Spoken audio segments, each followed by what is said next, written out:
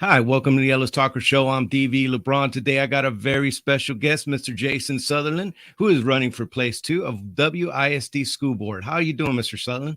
I'm doing great. How are you doing? I'm good. I'm good. I really appreciate you coming on the show. I know these things aren't the most comfortable things, so I'll try to make sure that you're comfortable so you could answer the questions for the people of Waxahachie. Sounds great.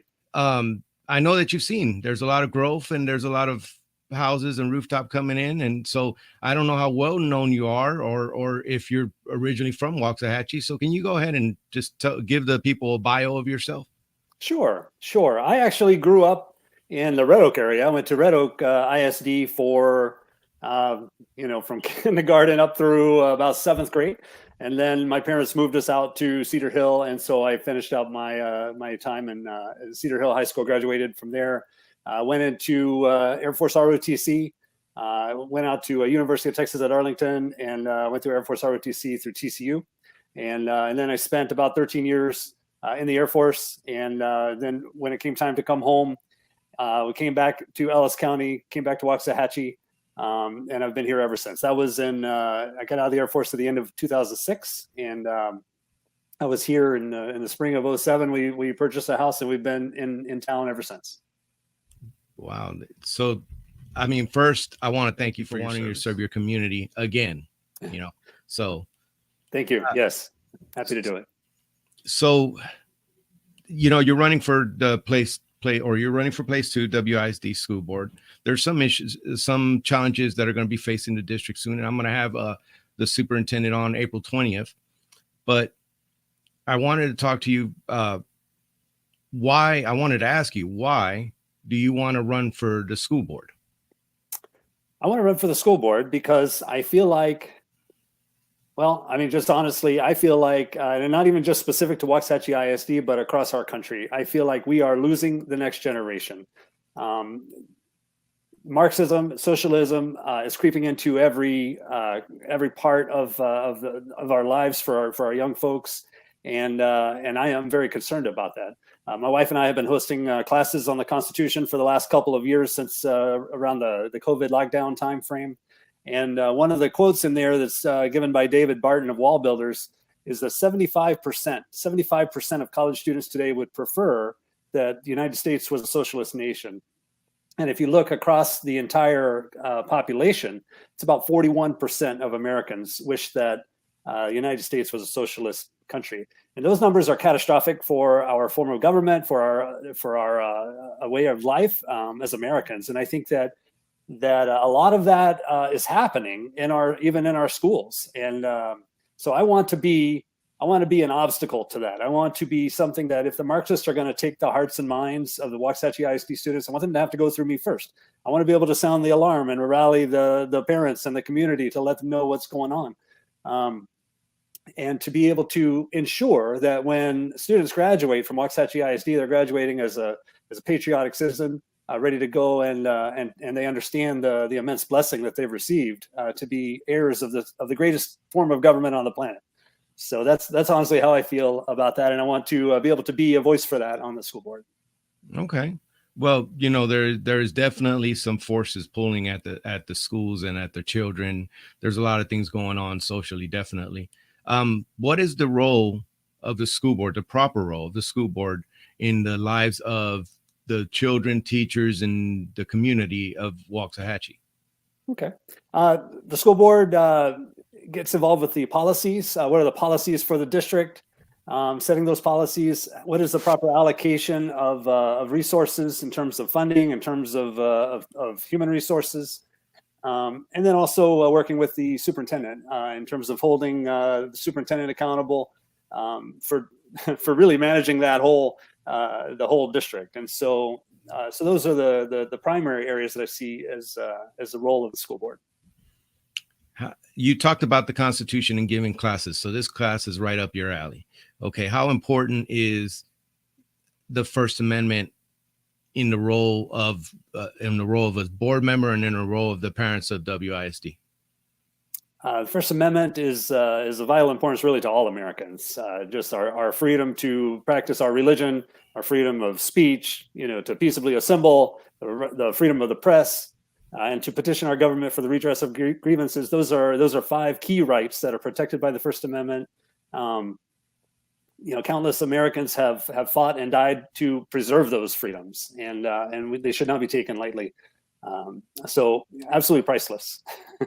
Well, you know that the form of communication and the importance of communicating and be able to communicate and redress your government, enshrined in one of our most important documents. So definitely does have a role in the school board.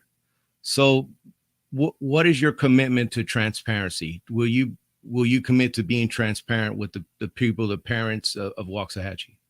Yes, absolutely. I think transparency is very important. I think one of the ways that it's very important to get for academic excellence is to have the maximum parental involvement that we can get. And I think the way that we get one way that we get parental involvement is through that transparency. So when there's something going on in the school board, make sure that the community knows. And there's nobody that student means more to than the parent.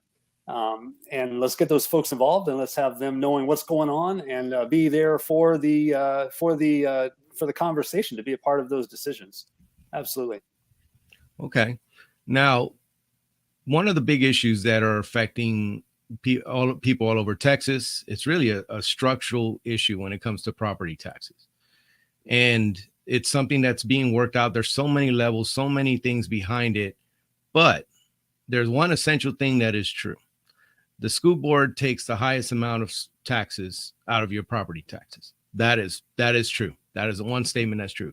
Now they don't do appraisals, but they set a rate, and the rate determines what they're going to get for the next fiscal year. And so I want to know, what are your thoughts on taxing? Are you someone who favors raising taxes?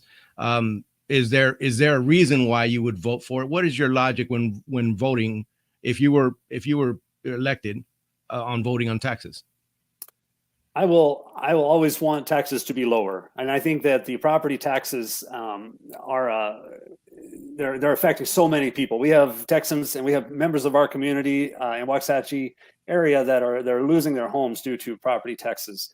They have been consistently increasing year after year, and they cannot continue to increase. So we have to find alternatives. We have to find a way. What's a way that we can meet what is required? What is the way that we can provide an outstanding education for our students without pushing our community to the brink of financial disaster? So that's probably the biggest challenge that we face in terms of a school board, in terms of figuring out how to best go about doing that. No new revenue was in that conversation. Would that be something that you supported? Absolutely. And no new revenue is an interesting thing. You mentioned the tax rate, and the tax is made up by the tax rate. You also mentioned the appraisal, right? So you have the rate multiplied by the appraisal, which gives you the actual amount that is paid. So if the rate is lowered, it doesn't do the taxpayer. The taxpayer can't see that if the property value has skyrocketed, like has happened in the last few years in Waxahachie. So the no new rate has to be low enough in order to compensate for that increase in home prices and values that we've seen in our area. So and the people are feeling that increase, and they don't care if it's even know or care if it's the rate. And it doesn't even really matter. Is it the rate or is it the property value? What matters is at the end of the year, do they have to write a bigger check than they wrote last year? And so we have to keep that in mind, and make sure that we keep our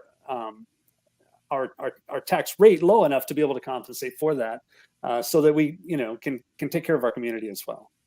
We had approximately 1,500 new students come into the district. As you can see, like we talked about earlier, there's a bunch of rooftops coming up in Waxahachie. A lot of people moving here, great place to live. But with that, there's kids, and they're coming, and 1,500 new kids. So now, what are your thoughts on growth and how the district should manage growth? Yeah, I think we have to look at other alternatives. I think we haven't really talked specifically about the bond, but there's a bond out there. Okay. We have to look at alternatives for, the model that we use is, decades old, in terms of a child sitting at a desk in a brick building. And, we have to look at that. What are ways that we can address the growth that are less expensive. I mean, we still have over $220 million worth of principal from previous bonds that when coupled with the interest, it means that we are going to pay over $360 million even before we talk about whatever happens this year with this bond. So whatever model we are following, it's like we have their car and we owe money against our car and we keep rolling it into the newer model that's nice and has the things that we would like to have.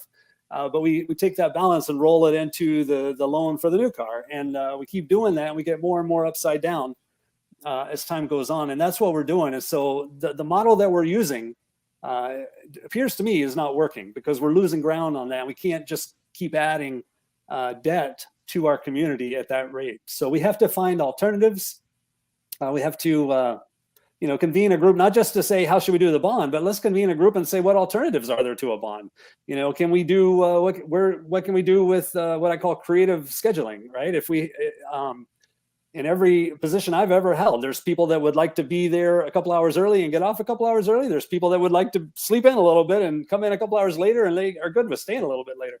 What are our opportunities like that? And, how can we leverage partnerships with homeschool or with private school?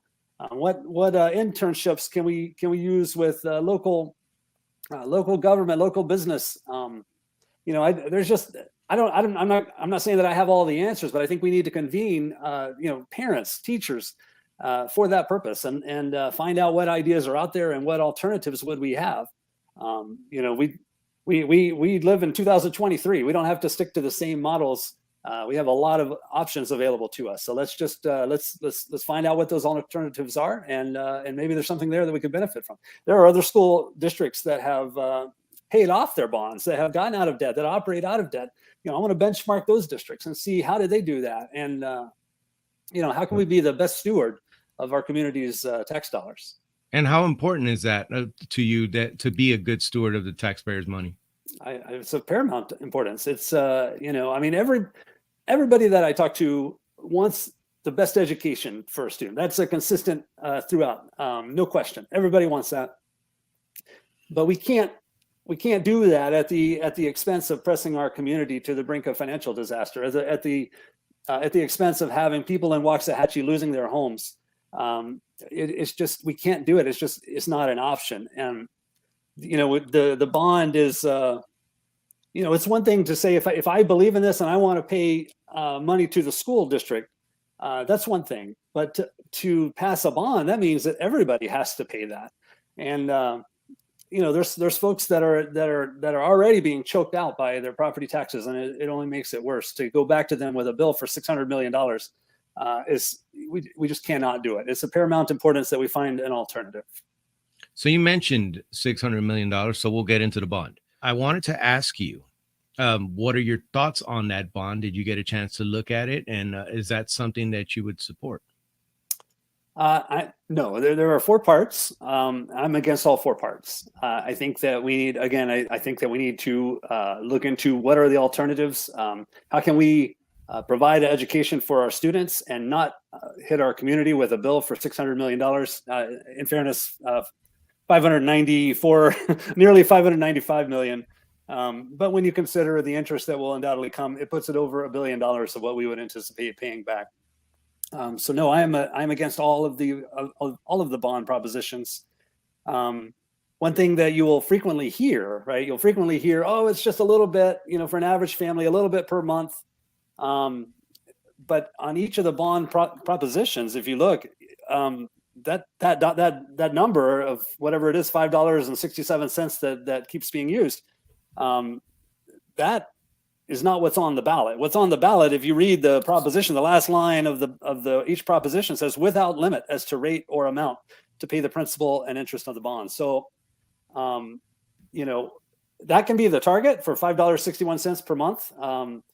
But that is not what you're voting on. If you vote for the bond, you're voting that not only you, but everybody in this district will pay on their property taxes without limit as to rate or amount. And I think that's significant. That's the legal language that you're speaking of, right? That's on there. Yes. Yeah, there's the 561 was, thrown around, and then a taxable value of 224, as you can see on the screen. That's kind of the numbers that that the school district has put out. There's more. There's been several presentations, and that's why I'm going to have them on to kind of get down to the details that I cannot get to. But you can see that, where the school rates are, and here is exactly what the bond is supposed to fund, and that is two new elementaries, a STEAM academy, expansions for Hancock, Finley, Howard, land for future sites, high school. That's the Prop B, high school.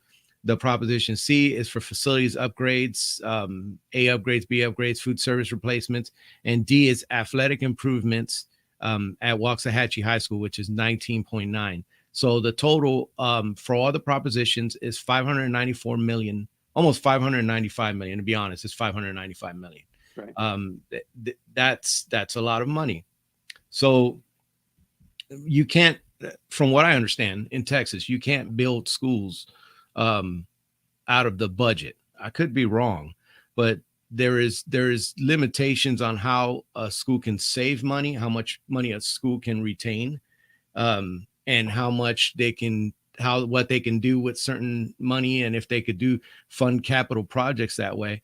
So when you have things like bonds, that's kind of the mechanism that the laws in Texas kind of are giving you.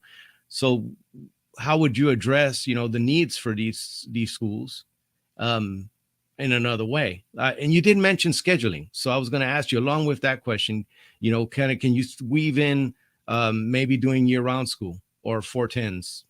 So. Yeah, I mean, I've been part of, I've worked around warehousing and things like that. I know a lot of times companies, if they want to ship more commodities through the same facility, they don't build another building, right? They just have another shift. And I'm not advocating that we have a midnight shift, but I've also seen a lot of people would prefer to come in earlier, to get off earlier. Some people would prefer to come in later, get off later. If we were to look at that on a voluntary basis, I would just be willing to bet you, if we had a group of folks, that we would find families that it would work much better for their schedules if they could adjust it a little bit, one direction or another, and probably would find teachers that would prefer those adjustments. But if we go into it and we say, and that's just an idea that I had of what is another way we get more productivity out of the same building.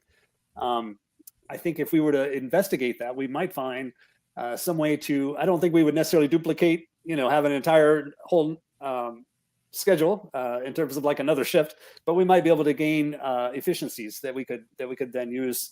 And I think it's very important that we consider all the alternatives before we go forward. Yeah. So I wanted to ask you, one of the biggest things that are hitting the school districts nowadays too is retaining teachers. The superintendent, has been active on, getting good teachers for the area. What are some of the ways, as a board member, you would want to help in getting more teachers? Yeah. What ideas? I think that a teacher who is being supported, who has what he or she needs to teach the students that more often than not mean the world to that teacher. If we're providing what the teacher needs to be able to be effective, then I think that teacher is going to be very happy. If we are requiring that teacher to take their limited funds and go and buy things for their classroom, which has happened since the dawn of time, as I understand it, then and we then require, hey, you have to, we need the school district to look good, so you need to teach to the STARS test and these kinds of things. Regardless of what is important for these students to learn, I think the more freedom that we give that teacher, the more support that we give the teacher in terms of what he or she needs to teach those students, then the happier that teacher is going to be and want to continue with us. Yeah, well, I mean, the teacher's definitely your employee, and it doesn't matter where you work. The employee has to feel some kind of, being appreciated in some way, shape, or form. It does make for a more productive workplace. But the teachers definitely is something. The growth, the taxes. So educating these kids has been a hotbed in this country. There's been a lot of stuff that has gone on. So I want to know, what are your thoughts on, and you kind of touched on this a little bit. There's certain things the school board can lobby, but they can't really control curriculum, but you can look at certain things that are in the district. What are your thoughts on divisive lessons being shown, like, for instance, CRT or derivatives of CRT or SEL? Can you tell me about that? Sure. CRT is an application of Marxism that is Marxism splits the community, splits the society into two groups: the oppressors and the oppressed. And based on the history of our country and some of the tensions that have divided us in the past, it exploits that. It applies that Marxism to America by racially, due to our past tensions. And CRT continues that practice that we have worked so hard to root out of this country. We as a nation have worked hard to root out of this nation, and so absolutely we need to. I think you did a great interview with Dr. Carol Swain, and I think everybody needs to go watch that interview and read her book that she Black Eye for America with Carol Swain. Yeah, absolutely.